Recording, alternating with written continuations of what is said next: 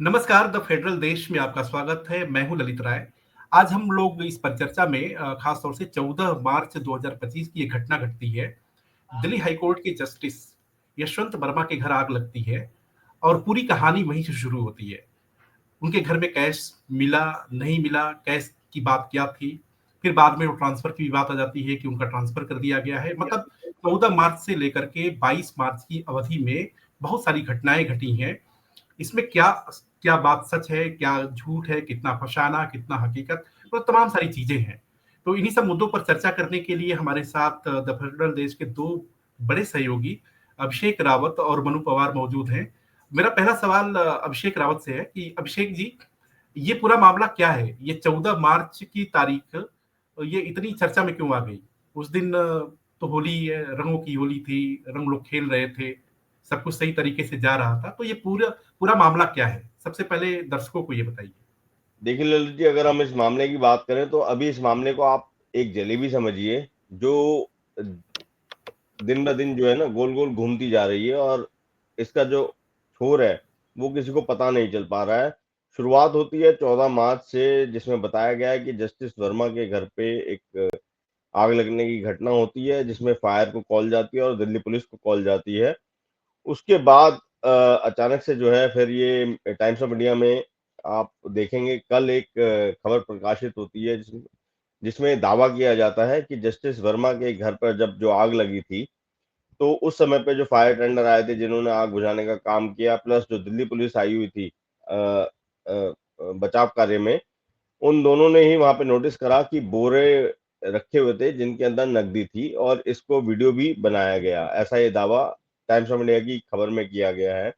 हालांकि उसके बाद आप देखेंगे कि दिल्ली फायर सर्विस के जो हेड हैं अतुल गर्ग, वो कल ही यानी कल की डेट में आप देखेंगे फ्राइडे इवनिंग में वो डिनायल एक स्टेटमेंट जारी करते हैं कि भाई फायर सर्विस की तरफ से नोटों वाली कोई बात या कोई भी जानकारी किसी को नहीं सौंपी गई है, और ना ही उनको वहां कोई नोट दिखे थे फायर वालों को। और दिल्ली पुलिस की तरफ से एज सच कोई ऑफिशियल स्टेटमेंट ना पहले था ना अब था। हाँ, सूत्रों की बात करें तो अब ये एक बीच में मीडिया रिपोर्ट्स में ही ये जानकारी आई थी कि उसकी वीडियो रिकॉर्डिंग हुई है, लेकिन अब ये कहा जा रहा है कि वीडियो रिकॉर्डिंग के बारे में भी कोई सबूत मोटे तौर पर नहीं है। अगर रिकॉर्डिंग थी भी तो शायद वो डिलीट कर दी गई है। ऐसे कयास मीडिया रिपोर्ट्स में ही किए जा रहे हैं।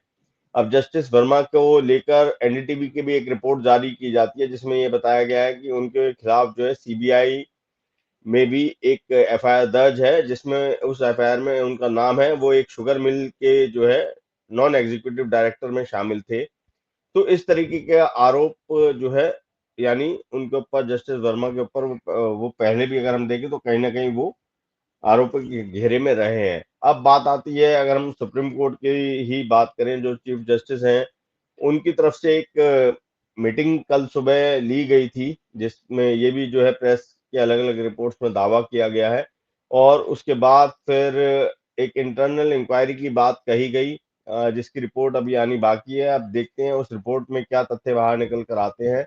और जस्टिस वर्मा का इस बीच जो है इलाहाबाद हाईकोर्ट में ट्रांसफर भी हो गया है, जो मतलब अगर हम देखें तो वो उसी हाईकोर्ट में पहले जज भी नहीं थे। अभिषेक, इसको लेकर के 2 तरह की बातें हैं कि पहले ये आया था जो कि इलाहाबाद हाई कोर्ट में ट्रांसफर हो गया है, लेकिन अभी ट्रांसफर नहीं हुआ है। वो चीज़ नहीं है। सुप्रीम कोर्ट ने जो कॉलेजियम बना हुआ है, उस पर आज वो कुछ फैसला होने की उम्मीद है। क्योंकि सुप्रीम कोर्ट की प्रेस रिलीज में भी कल आया था कि ये सरासर गलत बात है, अफ़वाह है कि उनका ट्रांसफर कर दिया गया है। ट्रांसफर की जो प्रक्रिया है वो पेंडिंग में है, अभी उस पर कोई फैसला नहीं हुआ है।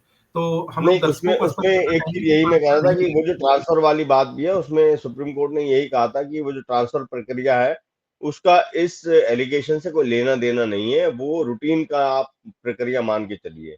जो ट्रांसफर वाली बात जस्टिस वर्मा की चल रही है, तो कुल मिलाकर आप अगर इस पूरे मामले में देखेंगे तो एक बहुत ही संवेदनशील मामला है। इसलिए भी मामला ये संवेदनशील हो जाता है क्योंकि न्यायपालिका जो है हमारे देश की, आप देखेंगे कि हर किसी को न्यायपालिका पर बहुत ज्यादा विश्वास रहता है, और ऐसे में अगर इस तरीके के कोई गंभीर आरोप लगाए जाते हैं तो कहीं ना कहीं लोगों का विश्वास भी जो है डोलता है। आप एक कॉमन एक आम इंसान के आप समझ के देखिए, जब भी कोई मसला किसी के साथ होता है, आप उदाहरण के तौर पे लीजिए, किसी का कोई झगड़ा भी होता है या किसी के साथ कोई गलत हुआ है, तो वो सामने वालों को चुनौती देते हुए यही बोलता है, मैं आपको कोर्ट तक लेके जाऊंगा। यानी कि एक आम जन का जो विश्वास है, वो कोर्ट पर बहुत ज्यादा विश्वास होता है कि उसको वहां पहुंचकर न्याय मिलेगा ही मिलेगा। और ऐसे में अगर किसी जस्टिस के खिलाफ इतने गंभीर आरोप लगाए जाते हैं, तो जाहिर तौर पर जो आम लोग हैं, आम जनता है, उनका विश्वास डोलना भी स्वाभाविक है। तो इसलिए अब देखना यही है कि ये सब जो तथ्य बाहर निकल कर आ रहे हैं, अभी तो हम बात करें तो ये सारे ऑफ रिकॉर्ड ही हैं, जितने भी आरोप भी हैं। और अगर इंटरनल इंक्वायरी की जब अभिषेक बात करें तो अभिषेक इसी विषय पर हम मनु से भी मतलब जानकारी पूछ लेना चाहेंगे कि मनु, मतलब आपने पूरी इंसिडेंट को देखा कि 14 मार्च 2025 जिस समय जज साहब के घर आग लगी, उस समय जज साहब थे नहीं। स्वाभाविक है कि आग लगी तो दिल्ली फायर सर्विस के अधिकारी आए आग बुझाने के लिए। देखिए कितनी अजीब सी बात है कि दिल्ली फायर अफसर जो है वो कह रहे हैं कि किसी ने कैश वैश देखा नहीं। तो आखिरकार कैश का मामला कहाँ से आया? फिर बाद में आई कि चूंकि ये पुलिस को संदेह हुआ, दिल्ली पुलिस को संदेह हुआ कि कुछ बैग, कुछ बोरे भरे हुए थे। तो बोरे भरे हुए थे, उससे उनको संदेह हुआ जो है कि उसमें कैश हो सकता है। तो कैश की एक तो पूरी कहानी ही उलझी हुई है। इन सबके बीच जो यशवंत वर्मा है, उनके बारे में आप कुछ बताएंगे कि ये मतलब इनका करियर कैसे रहा, पढ़ाई लिखाई कहाँ से हुई, कैसे मतलब सफर जो है इलाहाबाद से शुरू होकर के वो दिल्ली हाई कोर्ट तक उनका सफर हुआ। और जैसा कि मतलब ये भी खबर उड़ने लगी थी कि उनका ट्रांसफर भी हो गया है उनके पेरेंट कोर्ट में, मतलब इलाहाबाद हाई कोर्ट में। तो यशवंत वर्मा के बारे में थोड़ा सा डिटेल में अगर आप बताएं कि ये कौन शख्स हैं, कैसे मतलब इनकी पढ़ाई लिखाई क्या थी, नौकरी कैसे शुरू हुई, कैसे दिल्ली तक आए। हाँ हाँ, धन्यवाद ललित जी। इससे पहले एक्चुअली ये समझना बहुत जरूरी है कि ये मामला इसमें बहुत बड़ा कुआसा लगा हुआ है ना। और कुहासे की एक वजह ये भी है क्योंकि वो न्यायिक व्यवस्था का मामला है, न्यायिक व्यवस्था से जुड़े एक वरिष्ठ जज का मामला है। और ये कुआसा तब जाके छटेगा जब जो दिल्ली हाई कोर्ट के जो चीफ जस्टिस हैं डी के उपाध्याय, उनकी रिपोर्ट जो सीजीआई जो सुप्रीम कोर्ट के चीफ जस्टिस हैं संजीव खन्ना जी, उनको सबमिट हुई है। तो उस रिपोर्ट के आधार पर बहुत सारी चीजें तय होंगी, पता चलेंगी कि क्या ये जो इनका तबादला जो है जिसकी बात हो रही है, क्या उनका तबादला वहाँ होगा या नहीं होगा। ये बहुत चीजें इस पर डिपेंड है। जहाँ तक जस्टिस वर्मा की आपने बात कही, तो आपने बताया कि उनकी यात्रा इलाहाबाद हाई कोर्ट से होती हुई आई और उनको वापस वहीं भेजने की बातें जो है फिर तैरने लगी कि 20 तारीख जो है जो सुप्रीम कोर्ट की कोलिजियन है उसने फैसला लिया कि भाई इनको हाँ, वहां भेजा जाएगा। हालांकि वहां बहुत विरोध हुआ है वकीलों में, वकील जो है बार एसोसिएशन और तमाम लोग प्रेस क्योंकि बिन इस तरह का ये प्रकरण। प्रेस बिन की बात है कि जी प्रेस जी बिन नहीं है जी इलाहाबाद हाई जी कोर्ट। जी जी जी जी जी। तो चूंकि इस तरह का विवाद सामने आ गया तो उनको भी लग रहा है कि हम जो है इस मामले में ऐसे आदमी को या ऐसे जज को हम क्यों यहाँ पे रखें। तो सबसे इम्पोर्टेंट ये है कि 2021 में जो है सितंबर में शायद justice Verma Delhi high court के जज बनाए गए थे और सीनियर जज हैं। और मैं मीडिया रिपोर्ट्स में देख रहा था कि वो बहुत सीनियर जज है और उनके पास जो महत्वपूर्ण जो है वो सुनवाइयां थी, जैसे कि सेल टैक्स की सुनवाई थी, जीएसटी के मामलों की सुनवाई थी, कंपनी अपील जो थे, मनु इस तरह के मनु मामले। मतलब मनु आप अपनी बात को आगे मतलब बढ़ाइएगा। उससे पहले थोड़ी सी जानकारी यशवंत वर्मा के बारे में मैं देता हूँ। Yashwant Verma basically university of Rewa, Rewa विश्वविद्यालय से इन्होंने ग्रेजुएशन पूरा किया था। लॉ ग्रेजुएट थे 1992 में। उसके बाद वहां से हम्म लॉ ग्रेजुएट करने के बाद वो इलाहाबाद हाई कोर्ट में वकालत करना शुरू कर दिए। 2006 में वो इलाहाबाद हाई कोर्ट में स्पेशल काउंसिल हुए, मतलब सरकार की तरफ से अधिवक्ता हुए। 2006 से लेकर हम्म 2014 तक वो स्पेशल काउंसिल के रोल में रहे। बाद में उनको स्पेशल जज बनाया गया इलाहाबाद हाई कोर्ट में ही। और 2016 में फिर वो उसके बाद उनको जज अपॉइंट कर दिया गया। तो 2016 से लेकर 2021 तक वो इलाहाबाद हाई कोर्ट में हम्म जज जस्टिस रहे। फिर बाद में 2021 में वो ट्रांसफर होकर के आपके दिल्ली हाई कोर्ट आए। और यहाँ सबसे बड़ी बात आप देखिए कि दिल्ली हाई कोर्ट के जो चीफ जस्टिस हैं डीके उपाध्याय, वो भी इलाहाबाद हाई कोर्ट से उनका भी ताल्लुक है, उनका भी नाता है। और यशवंत वर्मा के बारे में एक चीज और बता दें कि यशवंत वर्मा इलाहाबाद कॉलेजियम के मेंबर भी हैं। और सीनियरिटी अगर देखा जाए तो इलाहाबाद हाई कोर्ट में 9वें नंबर के सीनियर जस्टिस हैं। तो ये पूरी यशवंत वर्मा की 1992 से लेकर के आज तक का उनका एक करियर का सफर है, पढ़ाई लिखाई से लेकर के करियर का सफर है।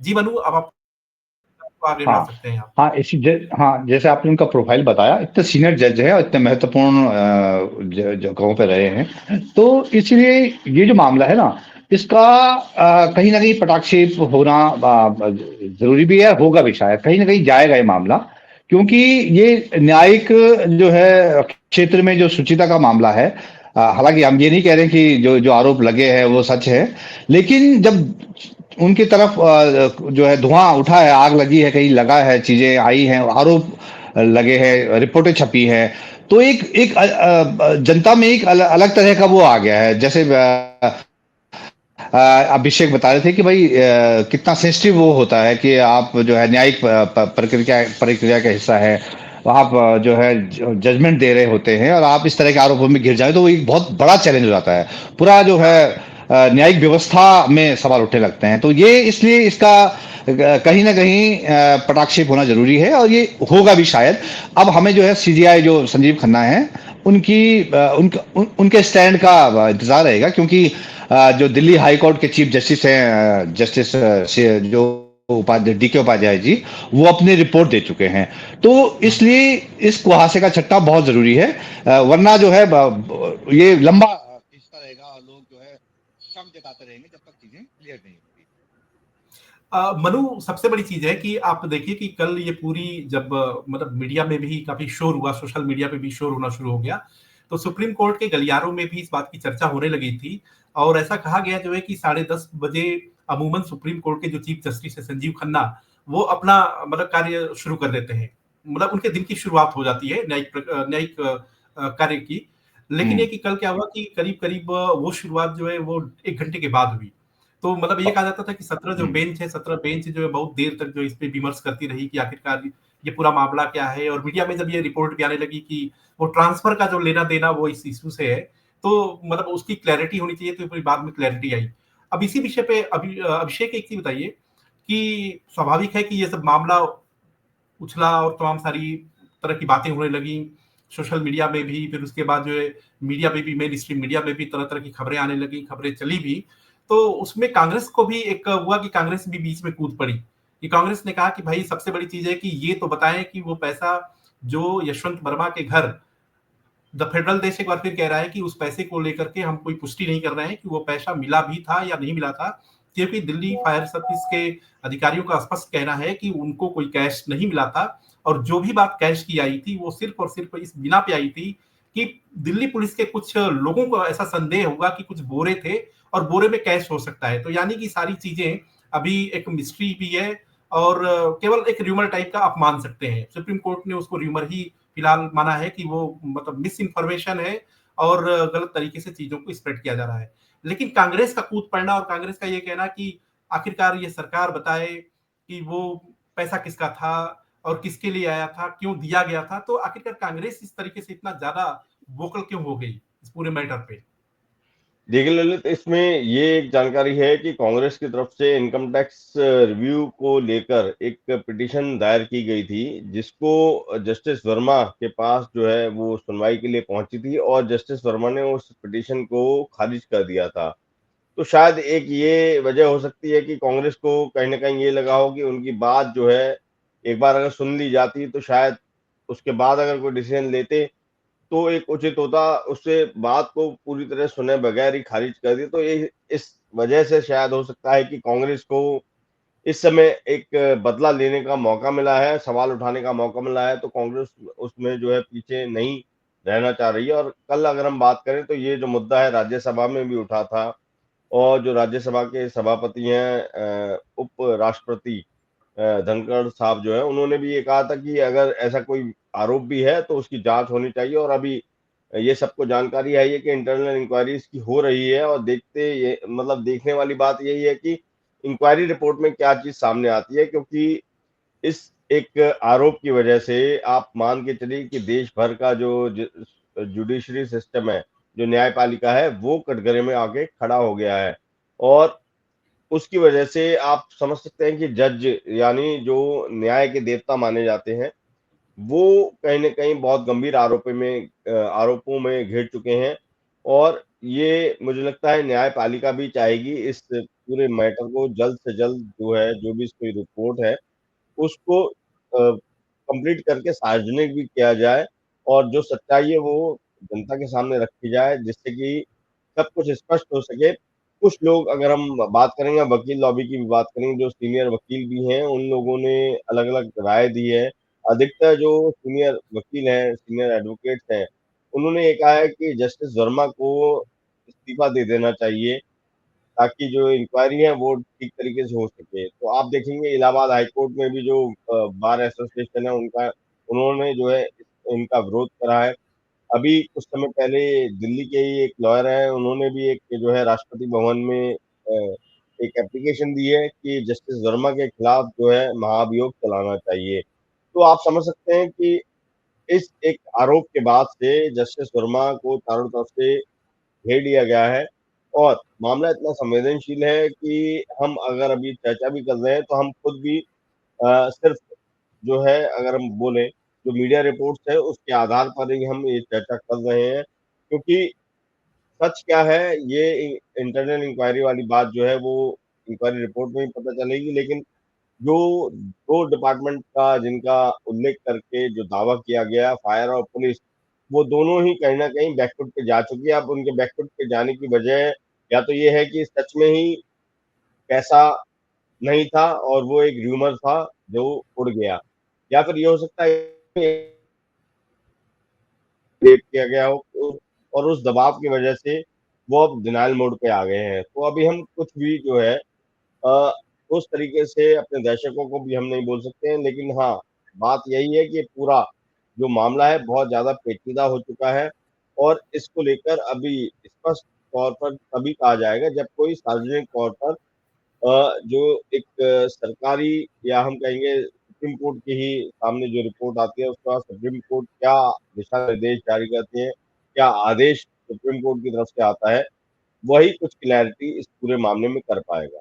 अच्छा मनु, जैसा कि इसमें एक और खबर आई कि इलाहाबाद हाई कोर्ट के वकीलों ने भी काफी विरोध किया और निश्चित तौर पे मतलब कोर्ट के लिए अगर वो कहते हैं कि भाई मेरा कोर्ट है, हमारा कोर्ट है, वो ट्रैश बिन नहीं है, मतलब कूड़े का ढेर नहीं है, तो मतलब ये तो बड़ी हार्श टिप्पणी हो गई, बहुत ही हार्श कमेंट हो गया जो है कि ट्रैश बिन तक की संज्ञा दे दी कि भाई आपने हमारे कोर्ट को क्या समझ रखा है कि आप अगर कोई व्यक्ति है जिसके ऊपर आरोप भी लगा है और उसको टेंट हम नहीं कहेंगे क्योंकि जब तक वो प्रूफ ना हो तब तक किसी को दागदार कहना सही भी नहीं है, लेकिन ये कि अगर इस तरह के आरोप भी लगे हैं, इस तरह की बातें आई हैं और उसके बाद जो है उस छवि के व्यक्ति को अगर आप इलाहाबाद हाई कोर्ट में भेजते हो तो इसको ट्रैश बिन मत मानो।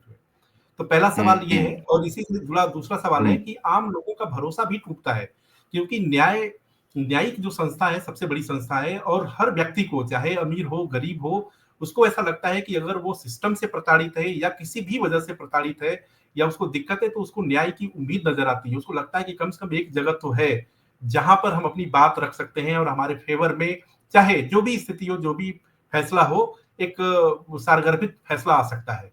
तो इन दोनों सवालों का जवाब दीजिए। पहला तो है कि ट्रैश बिन वाला, कि वो उसको कहे कि भाई ट्रैश बिन नहीं है। देखिए ललित जी, अब चूंकि मतलब ये कह सकते हैं कि बहुत रायता फैल गया है चूंकि अब सोशल मीडिया है, बहुत सारी चीजें मीडिया में आई, खबरें सोशल मीडिया में आई और बहुत आगे बढ़ गई, तो इसलिए ये इतनी सारी चीजें आनी ही थी और ये जो जिस तरह के जो है कठोर शब्दों का इस्तेमाल किया जा रहा है वो भी मतलब लाजमी है कि ऐसा होगा। दरअसल है क्या कि न्यायपालिका को हम लोग होली काव की तरह देखते रहे हैं, मानते रहे हैं, तो इसलिए एक पवित्रता की उम्मीद, मतलब उम्मीद क्या, मतलब एक भरोसा है ना, जो आपने भी कहा कि भरोसा एक आम आदमी का भरोसा रहता है, तो वो भरोसा जो है एक होलिकाओ बना देता है न्यायपालिका को, है ना। तो ये इसीलिए अगर होलिकाओ का जो आम लोगों का जो भरोसा है वो नहीं होता, तो सुप्रीम कोर्ट भले ही इसे अभी सीजीआई ने अफवाह कह रहे हैं, र्यूमर, आपने बताया कि र्यूमर बता रहे हैं, लेकिन उसके बाद हलचल देखिए कितनी तेजी से हो रही है कि कल जो है नहीं गए दिल्ली हाई कोर्ट, जबकि वो नियमित रूप से जाना है वहां पे, कल नहीं गए क्योंकि इतना प्रेशर जो है इस मामले का सामने आ गया है, वो नहीं जा। जन दबाव कहें या एक परसेप्शन की बात कहें, ये वो प्रेशर में जो है वो भी नहीं जा पाए कि मामला आगे बढ़ गया है। तो जो जो जो इलाहाबाद हाई कोर्ट के जो वकील उनकी जो टिप्पणी है वो एक स्वाभाविक टिप्पणी है, उसमें आप ज्यादा क्या कहें। लेकिन हलचल इतनी ज्यादा है दिल्ली हाई कोर्ट से लेके सुप्रीम कोर्ट तक और फिर इलाहाबाद हाई कोर्ट तक, क्योंकि ये जैसा आपने बताया कि ये भरोसा जो है उसको उसको बनाए रखने का मामला है। उसमें भरोसा न टूटने का मामला है कि भाई भरोसा कहीं जो है उसको ठेस ना पहुंचे, कहीं आहत ना हो जाए। जो न्यायपालिका में जो भरोसा है, जो होली का जिस तरह का वो रहता है, हम लोग मानते हैं। तो उस भरोसे को बनाए रखने के लिए सीजीआई को आना पड़ा। जो दिल्ली हाई कोर्ट के जो चीफ जस्टिस हैं उपाध्याय साहब, उनको आंतरिक रिपोर्ट जो है आंतरिक जांच करनी पड़ी। रिपोर्ट आनंद तुरंत जो है उनको सीजीआई को भेजनी पड़ी। अब सीजीआई उस पर डिसाइड करेंगे कि क्या होना है। तो इतनी जो हलचल हो रही है वो तभी हो रही है कि जब आम लोगों का न्यायपालिका पर इतना भरोसा है। तो वो जो होली काव है उसकी पवित्रता बने रहे, उसमें शुचिता का वो बना रहे, वो भाव बना रहे लोगों में। इसीलिए ये सारी कसरतें की जा रही हैं। और ये इसका मैं फिर कह रहा हूं कि इसका कोई ना कोई पटाक्षेप जरूर होना है, कोई ना कोई फैसला इसमें जरूर होना है। अब वो इस्तीफा दें या ना दें, या उनको कहीं वहां ट्रांसफर हो या ना हो, लेकिन कुछ ना कुछ तो होना है। और ये डिपेंड करता है कि सीजीआई जो दिल्ली हाई कोर्ट के चीफ जस्टिस हैं उसकी रिपोर्ट पर क्या स्टैंड देते हैं, क्या फैसला देते हैं, और आगे क्या कहां किस तरफ जाता है। लेकिन जाएगा जरूर, इतना तय लग रहा है। अभिषेक, ये मतलब 1999 में 1999 में सुप्रीम कोर्ट ने खुद ही एक कमेटी फॉर्म की थी जो जिसमें ये कहा था जो है कि जजेस के खिलाफ जो करप्शन के केसेस आएंगे या कोई भी उनसे जुड़ी हुई बातें आएंगी तो उसकी एक कमेटी जो है इंक्वायर करेगी, और इंक्वायर करने के बाद वो फैक्ट फाइंडिंग एक बनेगी, और यदि सही साबित होती है तो जज साहब को भरोसे में लेकर के, जिनके ऊपर आरोप लगा है उनको भरोसे में लेकर के उनसे कहा जाता है कि भाई आप जो है रिजाइन कर दीजिए। और अगर वो रिजाइन नहीं करते हैं तो उसके बाद क्या होता है कि फिर एक कमेटी बनती है, जजेस की कमेटी होती है, जिसमें एक सुप्रीम कोर्ट के जज होते हैं और फिर दो हाई कोर्ट के चीफ जस्टिस होते हैं अलग अलग, और वो फिर उनकी कमेटी जो होती है फिर फाइंडिंग करती है और फिर वो डिस्कस देती है। कहने का अर्थ है कि जब इतना बड़ा इशू हो जाता है तो स्वाभाविक तौर पे न्यायपालिका पे, वो भी शीर्ष न्यायपालिका में अगर इस तरह की बात आ, क्योंकि सामान्य तौर पर लोग दबी जुबान कहते भी रहते हैं कि जो लोअर कोर्ट है, जैसे तहसील की हो गई, कचहरी हो गई, या जिला के अदालतें हो गई, तो वहां इस तरह की दबी जुबान लोग कहते हैं कि वहां के जो पे स्टार और इस तरह की चीज है, कहीं ना कहीं कुछ लेन देन चलता रहता है, यद्यपि हम उसकी पुष्टि नहीं करते, क्योंकि हम लोग भी ग्राउंड पे जब घूमते हैं तो इस तरह की खबरों से, इस तरह की बातों से रूबरू होते हैं और कानों तक वो बातें आती हैं। लेकिन अगर वो ये इस तरह की बातें हाई कोर्ट तक अगर चली जाए तो निश्चित तौर पे सवाल तो बहुत बड़ा हो जाता है। और क्योंकि इसमें एंगल भी होता है, उसमें राजनीतिक दल भी इन्वॉल्व हो जाते हैं, क्योंकि उनको ये लगता है कि भाई जो सत्तासीन दल है वो आप देखिए कि उनके राज्य में कार्यपालिका में भी गड़बड़ी है, विधायिका में भी गड़बड़ी है, और न्यायपालिका भी जो सही तरीके से काम नहीं कर रही है, जबकि कार्यपालिका, न्यायपालिका, विधायिका तीनों अलग अलग है। तो ये जो पूरा मामला आया उसको इसका क्वांटम आप कितना बड़ा देखते हैं, इसकी मतलब सीरियसनेस आप कितना बड़ा देखते हैं? देखिए ललित, ये तो मैंने अपनी शुरुआत में जब हमारा ये शो शुरू हुआ था, चर्चा शुरू हुई थी, तो मैंने पहली बात यही बोली थी कि मामला बेहद संवेदनशील इसलिए हो जाता है कि न्यायपालिका पर एक आम इंसान के, एक लेमैन की बात करेंगे तो वो अंधविश्वास करके चल रहा होता है। और आप मानेंगे कि अभी जैसे हम पॉलिटिकल पार्टीज की बात कर रहे हैं, ठीक है, कांग्रेस आरोप लगा रही है, कांग्रेस का अपना एक कोई हो सकता है कि हिसाब किताब बराबर करने का कांग्रेस को मौका लग रहा हो, लेकिन आप अभी पिछले कुछ सालों में जाएंगे तो चाहे कोई भी पार्टी रही हो, पॉलिटिकल पार्टीज भी खुद जो है जो विपक्ष में होते हैं, वो सत्ता पक्ष के खिलाफ भी जब आवाज उठानी होती है तो कहाँ जाते हैं, संसद के बाद वो कोर्ट का ही रास्ता अपनाते हैं। आप देखेंगे कितने मैटर ऐसे हुए हैं, चाहे वो किसी राज्य की सरकार बनने का हो या फिर विधायकों के एक दल से दूसरे दल में जाने का हो, तो कितने मामले ऐसे रहे हैं कि एक दल जो है फिर कहीं न कहीं हाई कोर्ट या सुप्रीम कोर्ट की शरण में पहुँचा है। तो रही बात इसमें कि अब जो आरोप लगाए जा रहे हैं उसमें जो देखिए, जो प्रोसीजर है वो एज़ पर प्रोसीजर जो है आप देखेंगे कोर्ट में कार्रवाई चल रही है। इंटरनल कमेटी की रिपोर्ट आज शाम तक शायद आ जानी चाहिए और उसके बाद सुप्रीम कोर्ट आगे का क्या निर्णय लेते हैं वो देखने वाली बात होगी। और मीडिया रिपोर्ट्स की हम बात करें, जैसे कल ये मामला सार्वजनिक तौर पर टाइम्स ऑफ इंडिया के माध्यम से लोगों के संज्ञान में आया था, तो उसके बाद जो जस्टिस वर्मा है, रिपोर्ट के अनुसार ये भी है कि जस्टिस वर्मा फ्राइडे को अदालत ही नहीं गए हैं, यानी कि वो कहीं ना कहीं इस रिपोर्ट की वजह से वो अपने कामकाज को शुरू करने के लिए नहीं पहुंचे। अब इसके पीछे क्या कारण हो सकता है? क्या वो खुद भी ये चाहते हैं कि इंक्वायरी रिपोर्ट जो भी है वो सबमिट हो जाए, उसके बाद वो अपना काम शुरू करें? वरना क्योंकि हाई कोर्ट और सुप्रीम कोर्ट की हम बात करेंगे, जो पिटिशंस होती है वो बहुत संवेदनशील होती है, बहुत बड़े लोगों से, बड़े इन द सेंस कि बहुत संख्या में लोगों से जुड़ी हुई होती है। वो सिर्फ एक इंडिविजुअल को लेकर ऐसा कोई मैटर नहीं होता है कि सिर्फ एक इंडिविजुअल को लाभ या हानि पहुंचाने वाला वो मैटर हो। वो पॉलिसी मेकिंग के तौर पर आप माने कि इनकी जो रूलिंग होती है वो फिर आगे तक भी जो है यूज होती है। तो हो सकता है कि जस्टिस वर्मा खुद भी काम पे इसलिए नहीं गए हों कि जब तक ये जो एक आरोप लगा है, या तो ये आरोप सिद्ध ना हो जाए या फिर आरोप खंडन ना हो जाए इसका, तब तक वो अपना काम शुरू ना करें, वरना फिर उनके ऊपर उनके कार्य को लेकर कोई सवाल उठे या उनका एक किसी निर्णय को लेकर ये सवाल उठाया जाए कि भाई ये निर्णय शायद प्रभावित हो सकता है किसी भी वजह से। तो अभी जो प्रोसेस है, जैसा आपने बताया कि अगर कुछ गलत पाया जाता है तो जो भी जिसके ऊपर भी आरोप लगे हैं उन जस्टिस को विश्वास में लिया जाता है।